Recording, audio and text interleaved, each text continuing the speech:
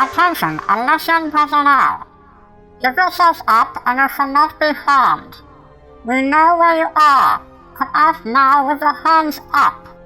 Attention, Elysium personnel. The visors up and you shall not be harmed. We know where you are. Come out now with your hands up.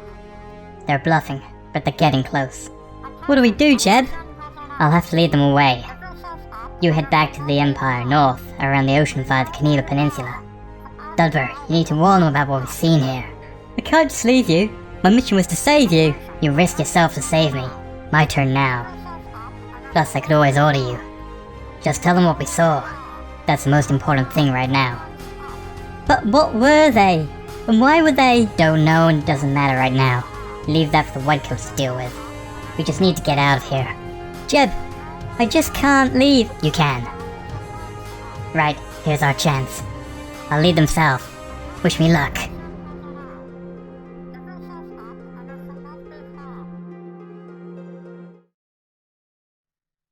Hello and welcome back to World War K. I'm Elysium and you're watching World War K, as I said. Anyway, this time we're making our interplanetary fleet.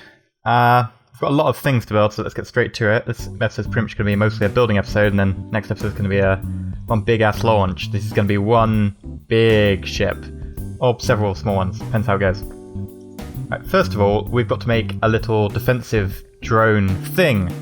Might take, 2 or 4 of them with us, depending on what I feel like.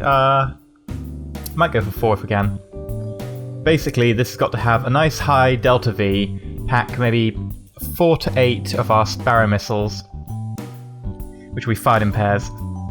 And we want the nice high delta V so that it can intercept basically any target in orbit around Juno. So when we get to Juno, we're going to stop there, everything's going to go down, and these are going to stay in orbit, and we're going to try and space them out nicely so that they can basically have a nice coverage. Right, so that was pretty simple.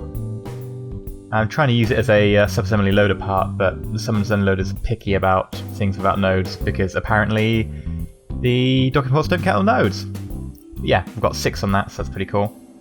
We've also got some keythane detectors, so we can detect keythane, and also ore, because we're going to be using the extraplanetary Launchpad. That's what it's called, yeah.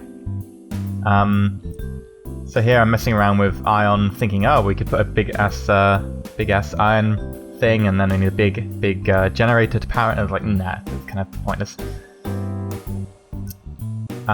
So here we go, just putting on 2 of them.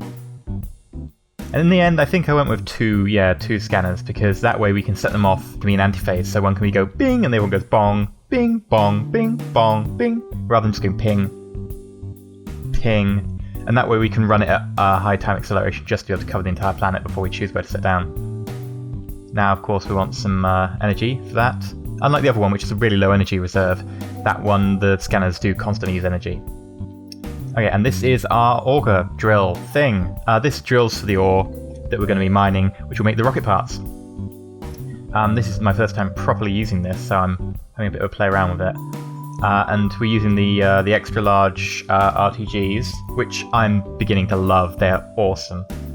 So much better than the stock ones. The stock ones, they look a bit naff to begin with, and also they stick on stuff and look weird when they do it, whereas these just go nicely in a stack. We've got the ore hexacans, and we're using the large docking nodes to basically most of the big things we want to be able to stack them and then put a big engine unit at the back with a load of fuel, and then we're going to try and push that. So I'm going to try and use as many big docking nodes for stability as I can. Now the question is, how do we land it on Juno, because Juno's got an atmosphere but it's thinner, so it's not going to be as good for parachutes. We could always use the fuel engines, so let's practice, and that's what we're doing here. It's just a quick simulation.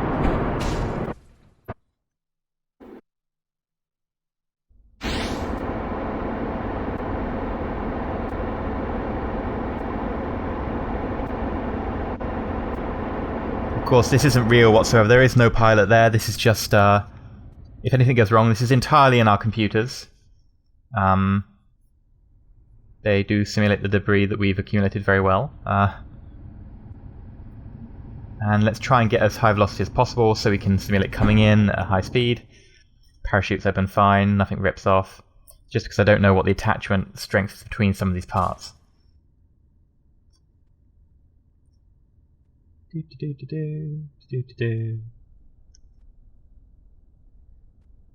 Now, of course, I think we're going to be sending about a dozen Kerbals to Juno, which is, of course, the KSP analog for Mars. And there are somewhat real plans to send people to Mars in real life. However, they're going to die. I think there was a call recently saying, oh, well, we're thinking about doing this. We need 2 people, a couple who get on, obviously, so they don't get bored on the long trip. And yeah, you're not coming back because, you'll have a lethal dose of radiation poisoning by then from being in interplanetary space. And not having to account for you coming back means that we don't have to pack extra food and stuff.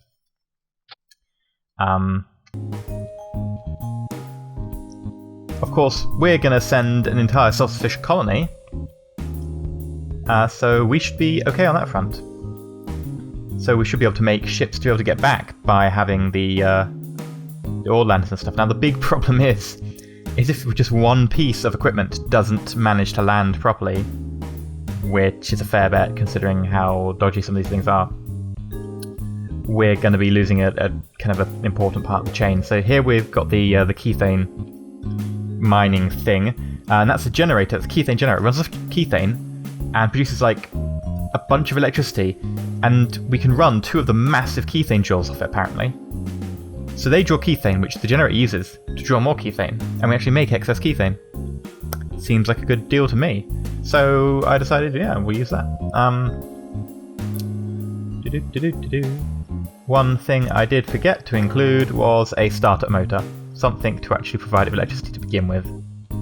Bummer. I'll need to go back and remember to change that. I'll write a note right now. Because otherwise that would just be awkward. We get there, we land it, and nothing happens. I suppose we could always give it a jump start using the electricity using the Kerbal attachment system, but oops. Yeah, so we've done the survey probe, the missile drone. This is the kethane drill. We've done the ore drill. We've got a resource bus to go, something that can shuttle around, pick up all the different resources, take it to the Launchpad, etc.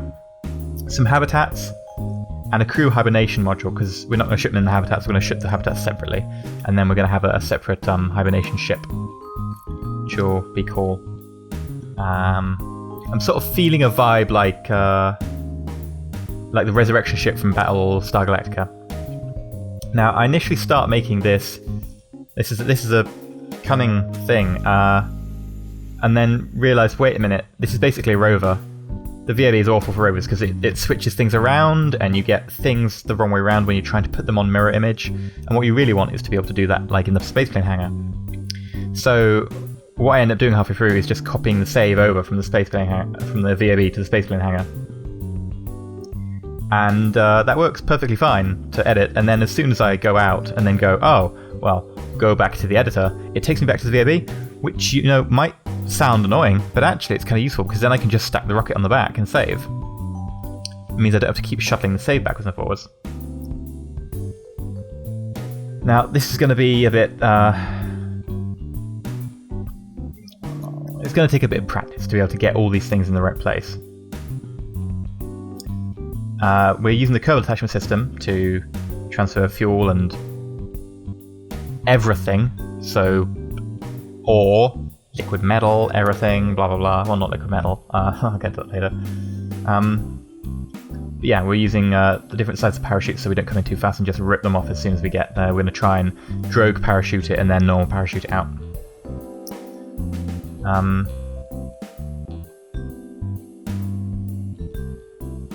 And this has got the Lackluster Labs keything conversion kit in the middle, so we should be able to convert on the fly here.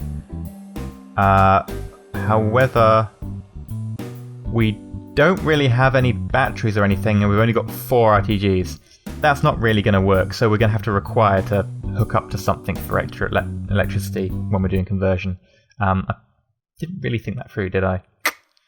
I'll make a note on that one as well. Oopsie. Yeah, there's not much ground clearance. We're going to have to change that.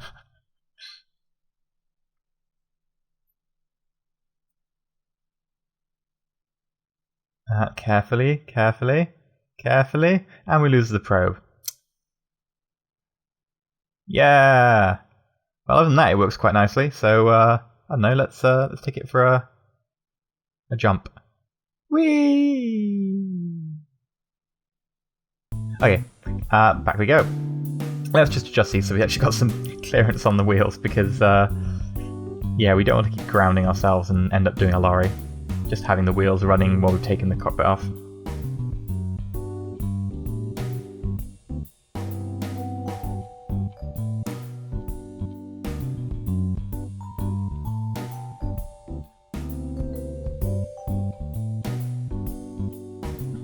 And then we just a quick simulation. We hyper-edit it up just to check how the parachutes act. This is just a simulation, I remind you. And we find out, of course, that the cockpit is incredibly heavy, and the keythane at the back is not full by default. It starts off empty, so in fact all the way to the front.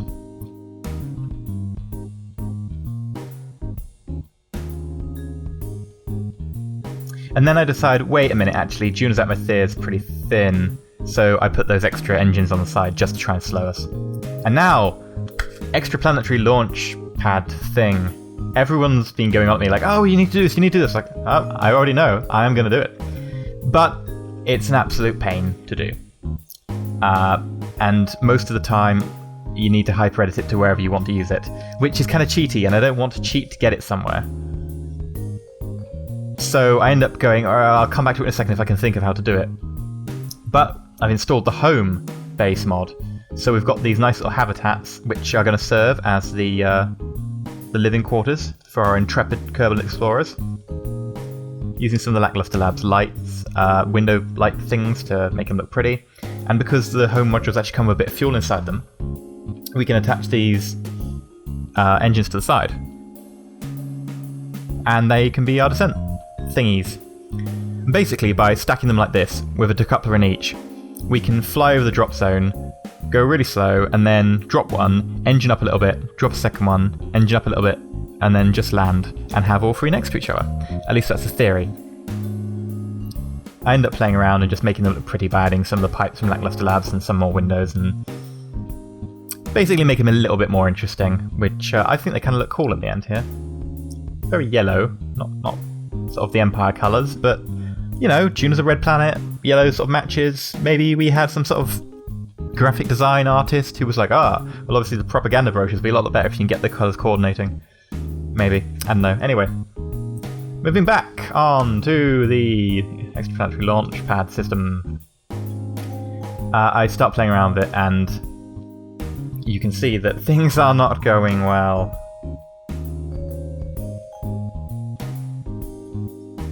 Like, if we start trying to clip things, the mesh for clipping doesn't seem to be working particularly great. I think it's the node attach system's maybe a bit off. And in the end, I was just like, well, we'll attach some solar panels to the top there, and we'll attach some ports here.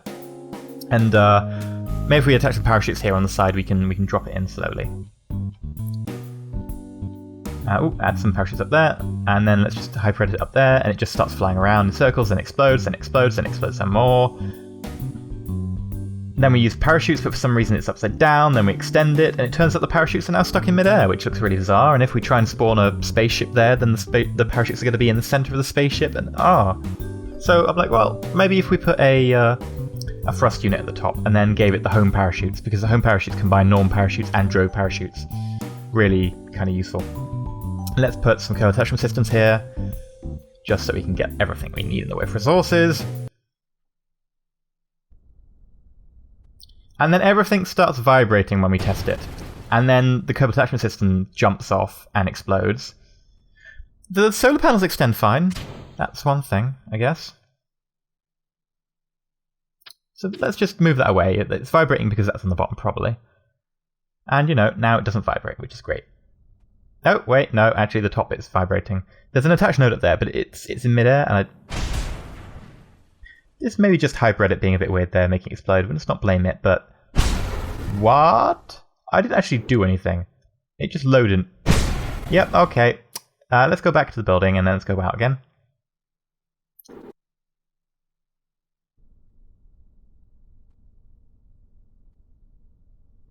Alright, let's put it in orbit. And things start flying away from it. Awesome! Well, that attach node may actually be a node and may be there, but it does bugger all.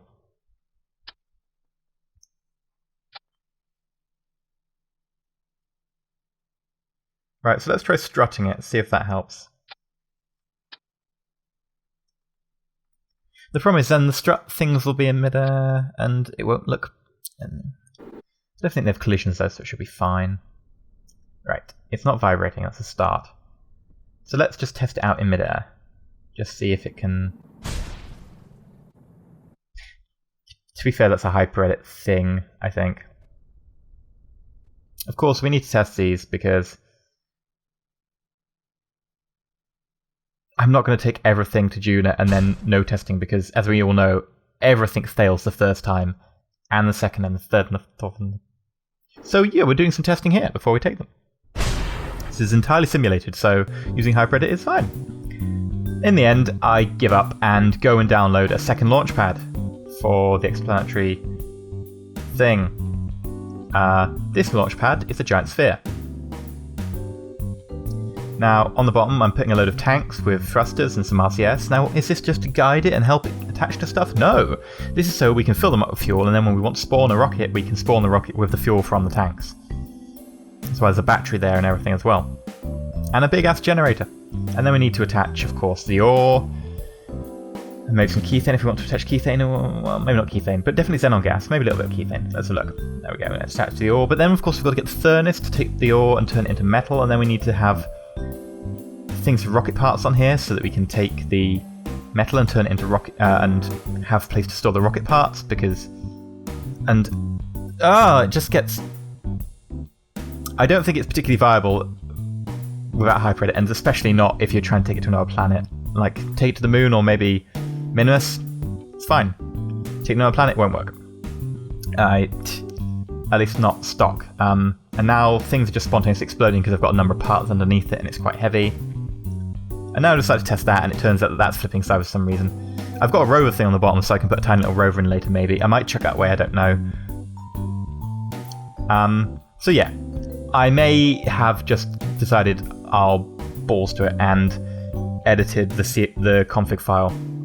This extraplanetary launchpad now contains no fuel, etc., but can accept loads of it.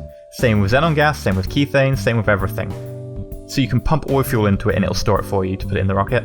It also converts the direct ore directly into rocket parts, just as efficiently as if you'd had the interstage of metal, but it just seemed a bit pointless. And the furnace mesh is a bit crappy. It seems to sit off things, and you can only attach on one side despite them being several nodes, and it's really heavy as well. And it doesn't look particularly great, so I was like, yeah, so basically everything is now done on the Launchpad, and if you want to do that, then you can do that quite easily. It's a simple config file change, and it's pretty self-explanatory. Anyway, now, habitation system, using Lackluster Labs, with the B9 probe head thing, because it allows us to go back to another circular thing. And we're using the Eternal Rest coffins, but they aren't coffins, they're in fact sleeping chamber cryopods. And each one will have parachutes and separatrons and a decoupler so that we can eject them out the side in case there's an emergency. I play around with missiles here and decided, we don't need missiles on this. But then we put some ladders in, got some parachutes on top. And then, doesn't that look pretty? Put a nuclear engine on the back. And then there's a little bit of a pause. And then, we're back again. Finally put Jeb on, because Jeb's on all of these, just so I can understand what the Delta V's are. It doesn't take that much Delta V to get to Tuna. It's only about 1,000 Delta V, which compared to stuff like Joule, which is like 4,400 or something. So yeah, that's the entire interplanetary fleet ready. Next time, we'll be taking the interplanetary fleet out. and we will be heading to Juna. And, we'll probably have time left, so we might start building a capital ship of some sort, using some of the new missiles that we're working on. Maybe, if we manage to find a helpful Kerbal scientist, we might have some sort of gun ready. That's mainly the reason I'm waiting on that. But anyway, I've been EnterElysium. Stay shiny.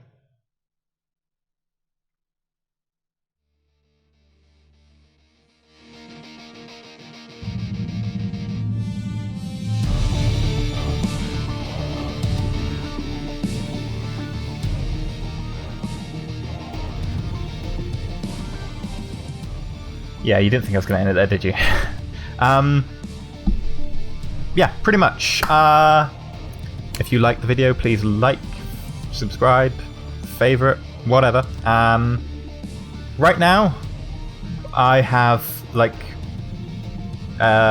just gone over 10k subscribers like a week ago, and I'm doing a giveaway, several games. To get details of that and to enter that, you need to be really on the ball, because I'm probably going to be recording late evening tomorrow night, and of course I'm on UK time, so you need to do that quickly if you want the chance. And then I'll be doing a vlog, and I'll answer loads of your questions, and I'll also say who's got what prizes and stuff. Go check out Irregular Roundup number 3 if you want details of that. And yeah, stay shiny, people.